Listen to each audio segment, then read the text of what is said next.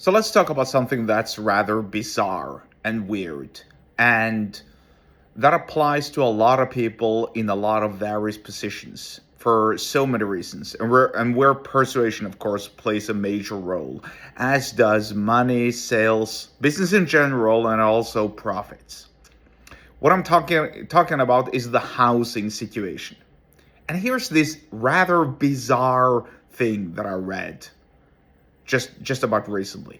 So I'm talking about the housing situation in my country. I don't know the specifics of the housing situation in other countries. Maybe it's better, maybe it's worse. I don't really know. I'll give you the general breakdown of the current housing situation in late February 2026 in my country. Basically, housing is unaffordable for the majority of people. There's too few homes being built. They're way too expensive. They're crappy, worn down houses. New houses aren't being built. Building costs are skyrocketing. The interest rate of getting a loan is skyrocketing. People's salaries obviously can't keep up.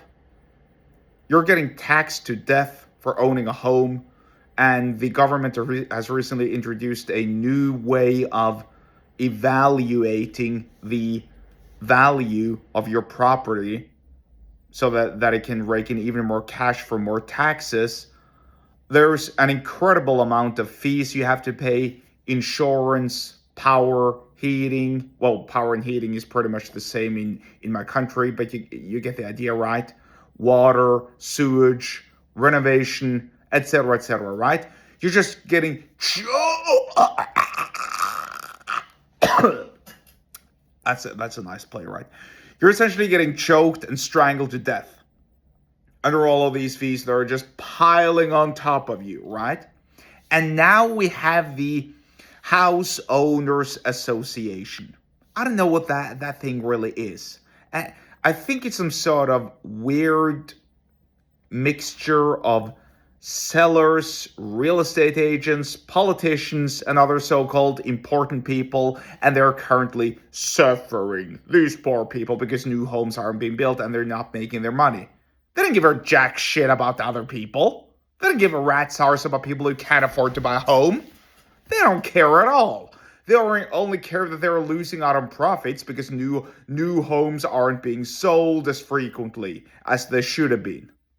So it's this weird melange of people who are rich but who aren't making as much money as they could have, and the unlucky house or potential house owners, the could have been house owners who aren't house owners, who need to rent a place or live together with their parents until their parents are too old to live in their home, and then hopefully they can afford to inherit their parents' home, because guess what? You had to pay when you inherit someone's home. You had to pay an inheritance tax, right? You're getting choked to death, literally, by taxes and fees and other costs when it comes to owning a home. And so, one political party has actually suggested that, hey, maybe we should ease up on the rules. Maybe, oh, and by the way, I forgot to tell you this. There's a lot of entrepreneurs, contractors, and other firms and companies that are going bankrupt because it's too costly to build a home. The turnover rate is just awful. The profit margins are eroding. They ain't making any money of building a home anymore because it's so damn expensive. And new rules and regulations from various sanctioning bodies, various governments, various trade deals, I guess, they make it just worse and worse and worse to build a home. So essentially everybody's losing. And here's sort of like the point that I'm getting at in this context, or in this regard, in this melange where everyone is losing, literally everyone who who's involved or not involved in housing one way or the other, which basically is everyone, because everyone needs a place to sleep. Everyone needs a roof over their head, right? So everyone is losing, literally. Anyway, the point being here, now we're supposed to feel sorry, in air quotes, for the home ownership associations, the various real estate agent associations, the contractors. Oh, but let's just forget about the people who can't own a home, right? This is just so weird. And this is where persuasion takes sort of like this weird U-turn, where where it's made to look how the home association owner, excuse me, the homeowners association, whatever you want to call it. I don't even know the proper term to use for the English translation, but basically the homeowners association.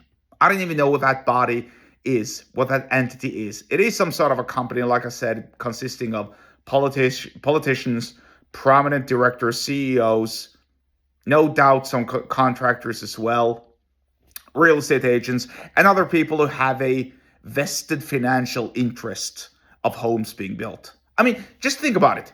If you didn't care at all about new homes being built, if you were rich and you owned a home, but you didn't make any money off of new homes being built, would you then care that the sales rate of homes dropped if you didn't make any money at all? No, you wouldn't. And yet, these greedy fucks are lamenting their situation, and we're supposed to feel sorry for them, right? See what persuasion is, or see how they're using persuasion. This is media, by the way. This is media gaslighting you.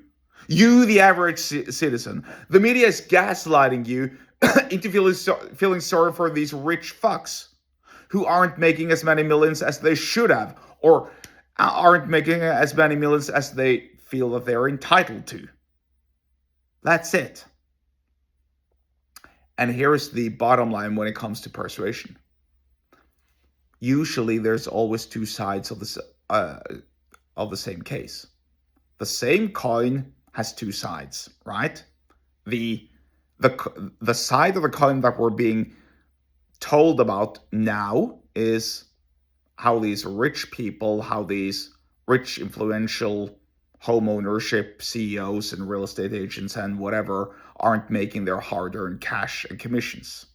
The other side of the coin is there are unlucky people, families who can't even afford to buy a home. And as a result, well, they have nowhere to live and they don't want to start a family and birth rates are dropping. Right? So everyone is losing, yet we're supposed to feel sorry for the rich. Right? Persuasion. And what can go wrong, or excuse me, this is how persuasion can be used as gaslighting. Think about it. Greedy gaslighting fucks, really. This is greedy gaslighting. That's all it is. For more lessons about persuasion, especially when it comes to business and so on, get subscribed to my email list. The link to do so is in the episode description wherever you're watching or listening to this, and I'll see you there.